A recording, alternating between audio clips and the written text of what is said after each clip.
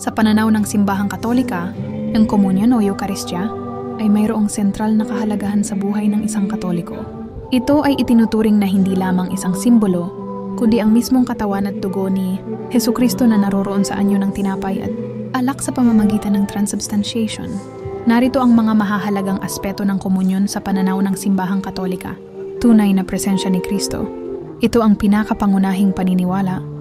Naniniwala ang simbahang Katolika na sa pamamagitan ng transubstantiation, ang substansya ng tinapay at alak ay nagiging katawan at dugo ni Kristo habang nananatili ang mga anyo nito. Hindi lamang ito simbolo, kundi tunay na si Kristo mismo ang tinatanggap. Sakramento ng pag-ibig. Ang komunyon ay isang sakramento, isang banal na tanda na nagpapahayag ng pag-ibig at awa ng Diyos. Sa pagtanggap nito, nakikipag-isa tayo sa pag-ibig ni Kristo at sa kanyang sakripisyo sa krus. Pagpapakain sa espiritual. Hindi lamang pisikal na pagkain ang ibinibigay ng komunyon, kundi espiritual na pagpapakain. Nagbibigay ito ng lakas at biyaya upang mabuhay ayon sa kalooban ng Diyos. Pagpapatawad ng kasalanan. Ang pagtanggap ng komunyon ay nangangailangan ng pagsisisi sa mga kasalanan. Sa pagtanggap nito, naniniwala ang simbahang Katolika na pinapatawad ang mga kasalanan na taos-pusong pinagsisihan, pagkakaisa sa simbahan, katulad ng iba pang denominasyon.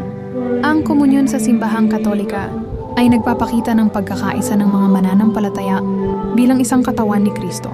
Yung pagsasalo-salo sa banal na Eukaristya ay nagpapalakas ng komunidad at pagkakaisa. Paghahanda, ang simbahang Katolika ay nagbibigay diin sa kahalagahan ng paghahanda sa pagtanggap ng komunyon. Siya ay nangangailangan ng pagsisisi, panalangin at pagninilay sa buhay ni Kristo. Sa madaling salita, para sa mga Katoliko, ang komunyon ay hindi lamang isang ritual, kundi isang sagradong pagkilos na nagpapahayag ng malalim na ugnayan sa Diyos at sa kapwa. Ito ang sentro ng buhay panrelihiyon at isang mahalagang bahagi ng pagsamba.